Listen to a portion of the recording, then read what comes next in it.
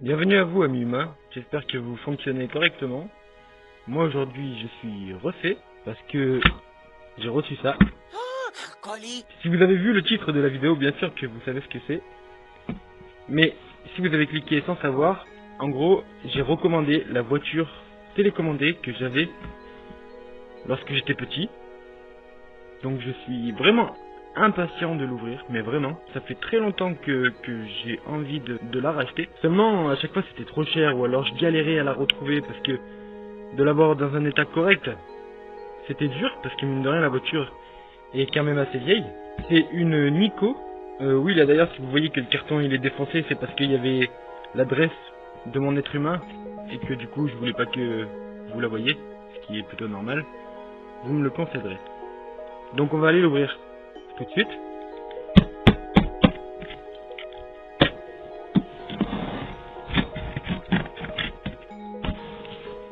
J'espère que l'état est bon, comme sur les photos. Je l'ai acheté sur Bon Coin, et le Bon Coin, des fois c'est vraiment bien, mais des fois non. Donc on sait jamais.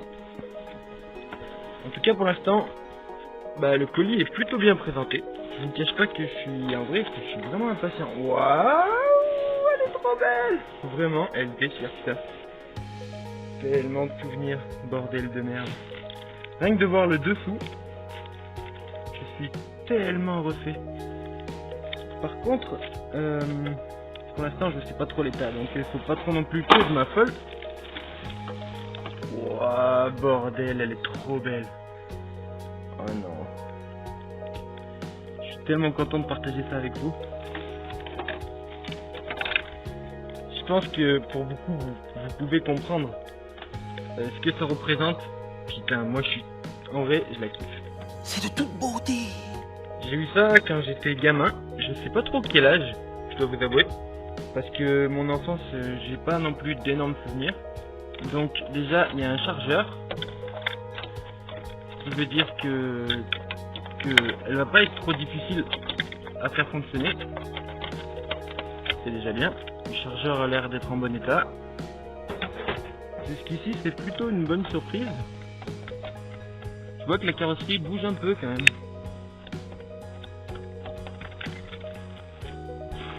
Mais apparemment, ça a l'air d'être d'origine.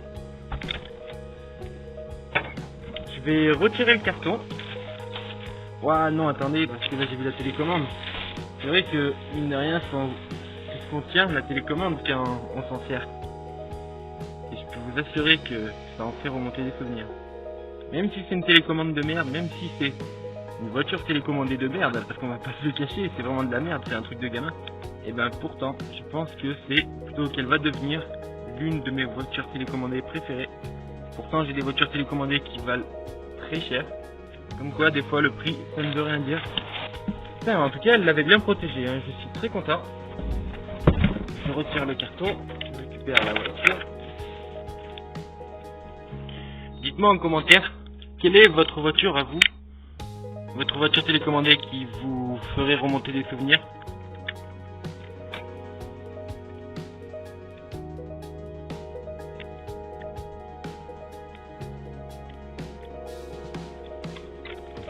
Je vais la mettre sur mon bureau.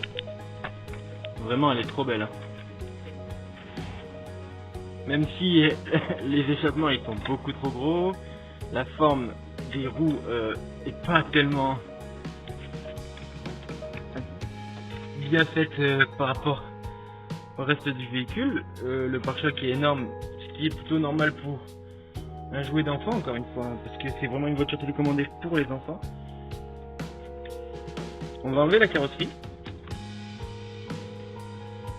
Je vois que il y a un fil, et je pense que c'est le fil pour l'antenne. Parce que c'est vrai qu'à l'époque il y avait une antenne. Je crois que cette voiture date des années 2000. Ça c'est pas très pratique pour retirer les agrafes, puisqu'elles sont sous l'arceau. Bon ça après à la rigueur je l'améliorerai plus tard, hein, ça on s'en fout pour l'instant. C'est pas vraiment un problème. Mais pour les gamins, c'est vrai que ça devait pas être très pratique. De toute façon, cette voiture, je vais en faire une voiture moderne en fait, comme si c'était un véhicule de maintenant. Donc vraiment je vais lui changer son moteur, je vais lui changer sa batterie, je vais lui changer son émetteur. Je vais lui changer pas mal de choses. Donc là, j'ai enlevé la carrosserie. Elle est lourde hein, comparée à une carrosserie, même une carreau de 1/8. Là c'est une Xara. Elle pèse absolument rien. Alors que celle-ci vraiment elle fait son poids hein. En même temps il y a des renforts dedans, je vois. Il y a les vitres qui sont à part, les pare-chocs qui sont à part. Et à côté de la carrosserie de mon IMAX, qui est plein de poussière d'ailleurs le pauvre, on se rend vite compte des proportions, on voit que quand même le IMAX c'est un double cab, c'est-à-dire qu'il a deux places en fait en gros, enfin deux portes. Puisque ici normalement c'est une porte, ici c'est une porte. C'est ça un double cab. Alors que celui-là il en a qu'un. Enfin sur une voiture en IRL à la taille 1.1, bien sûr que je préfère comme ça moi, avec une seule porte. Mais là du coup je trouve que pour l'IMAX ça fait bien plus racé, bien plus profilé. Mais bon après ça c'est les goûts, les couleurs, encore une fois on peut pas juger. On a enlevé la carrosserie. Donc comme je vous ai dit, on se retrouve avec une batterie 9,6 volts, donc c'est quand même très faible, on va pas se le cacher. Même si à cette époque-là ça fonctionnait pas comme maintenant, maintenant c'est quand même bien différent. Hein. Après, au moins c'était très simple d'utilisation, vu que encore une fois c'était pour les enfants. Au moins il y avait juste à le brancher, même si on l'oubliait la nuit, le lendemain ça avait pas pris feu quoi, ça fonctionnait quand même. Donc de ce côté-là, on ne peut pas dire que ce soit une mauvaise chose. En vrai, je trouve qu'il est quand même en bon état, même si cette roue là, elle m'a l'air de ne pas être droite. Je trouve que c'est assez bizarre. Après, si le cerveau il est là-dedans, et que du coup les bras ils sont commandés par les ressorts, je peux pas agir dessus directement, donc je peux pas voir si vraiment ça fonctionne. Il faudrait mettre en route. Ça me fait un peu peur ça. Je crains qu'il va falloir changer le cerveau de la direction. Enfin bref, si c'est que ça, c'est pas très grave. Donc on va voir comment c'était foutu à l'époque. En gros c'est tout le châssis qui est suspendu.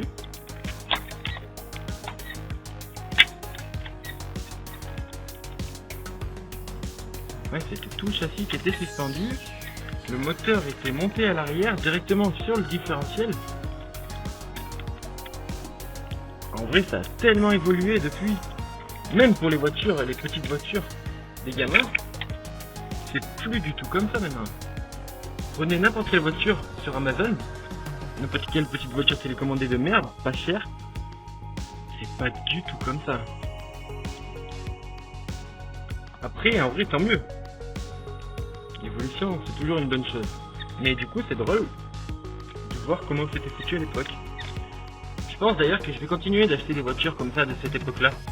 Genre la voiture qui pouvait rouler à l'envers et à l'endroit. Je sais pas si vous voyez ce que je veux dire. En fait, une voiture qui avait pas vraiment de haut et de bas. Elle avait deux carrosseries en fait, les unes sur les autres. Ça fait que si on était sur le toit, ben elle roulait normal. Si on était normal, je vous mettrai une photo parce que c'est très compliqué à expliquer. Je vous mettrai une photo. Je crois aussi que c'était une Nico. Pas sûr, mais je crois que c'était une Nico. Ah non, c'est une Taiko. Une Taiko, je sais plus quoi. Je vous mettrai une photo.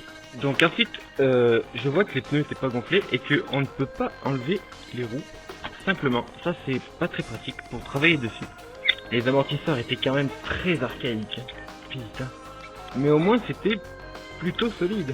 Et encore une fois, c'est le but vu que c'est pour un gamin. Bon, ben voilà, c'était l'unboxing du Nico F150. Je vais le remettre en route, le nettoyer, le graisser, toutes ces conneries, mettre la batterie en charge et je vous referai une vidéo dessus pour le test. On va le tester dans des conditions plutôt extrêmes avant de le refaire de A à Z. On va changer quasiment tout. C'est un peu triste, c'est vrai, puisque c'était avant tout un objet que j'avais acheté par nostalgie. Mais je veux qu'il soit le plus performant possible, tout en gardant cette carrosserie là. Oui, c'est vrai que je pourrais mettre cette carrosserie sur mon IMAX. Du coup j'ai sorti l'IMAX. En gros ça donnerait ça. C'est pas génial et c'est pas ce que je veux. D'ailleurs si vous voulez que je vous fasse une review sur mon IMAX, sans problème en vrai hein. C'est l'un des véhicules télécommandés que j'adore aussi. Parce que vraiment c'est un très bon jouet. Très puissant, très solide et pas si cher que ça mine de rien. Comparé au X-Max de maintenant. Donc voilà, si vous voulez voir le test, regardez sur la chaîne, je pense qu'il est déjà disponible. Moi je vous dis à la prochaine sur la chaîne, j'espère que ça vous aura plu. N'hésitez pas à vous abonner bien entendu, vous connaissez le délire. Des activations.